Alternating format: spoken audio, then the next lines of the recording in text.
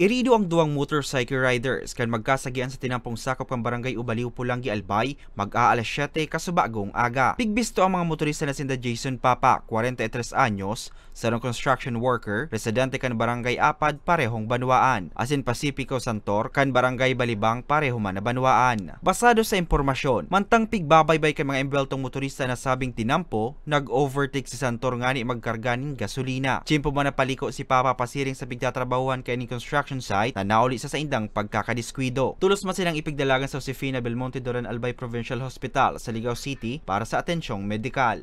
So, nagtamo ng pinsala yung parehong kanilang katawan, yung parehong driver at yung motorsiklo naman nagtamo din ng mga damages.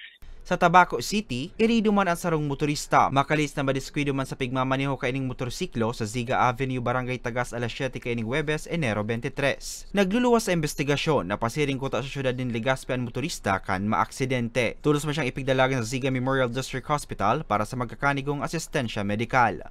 Pag-abot po duman sa pinangyarihan, tulos man pong nag-ibok first aid sa tuyang duty operations personnel and nag-apply po ng first aid. So mag-take po ini mga injuries, abrasions sa lower extremities, and then may suspected fracture man sa right arm.